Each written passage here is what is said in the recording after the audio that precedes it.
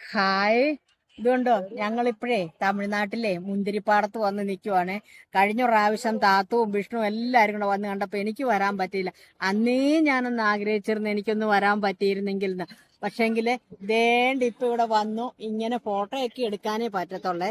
നമ്മൾ ഇതിൽ നിന്നുണ്ടല്ലോ ഒരെണ്ണം ഇങ്ങനെ അടത്തി എടുത്തിട്ടുണ്ടെങ്കിൽ അവര് പറയുന്നത് 500 രൂപന്ന്. പക്ഷെ നമ്മളായിട്ട് നിയമം തെറ്റിക്കേണ്ട കാര്യമൊന്നും ഇല്ലല്ലോ.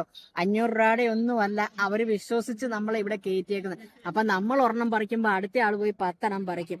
അത് നേരെ നിയമവിരുദ്ധമാ.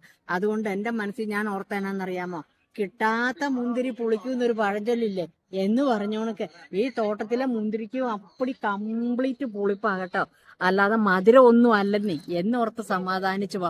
നിങ്ങൾ ആരെങ്കിലും ഒക്കെ ഇങ്ങനത്തെ മുന്തിരിത്തോട്ടം വന്ന് കണ്ടിട്ടുണ്ടോ? ഇവിടെ വന്നിട്ടില്ലെങ്കിൽ ഒന്ന് വന്ന് കണ്ടോ. ഒരുപാട് കാഴ്ചകൾ കാണാനുണ്ട്. മുന്തിരിപ്പാടം തന്നെയല്ല, ഇതിപ്പം നമ്മുടെ ആ കറുത്ത മുന്തിരിയാണ്, പച്ച മുന്തിരിയുണ്ട്, അതുപോലെ തന്നെ അപ്പുറത്തോട്ട് മാറിയാൽ പാർക്കുണ്ട്, എല്ലാ സൗകര്യവും ഉണ്ട്.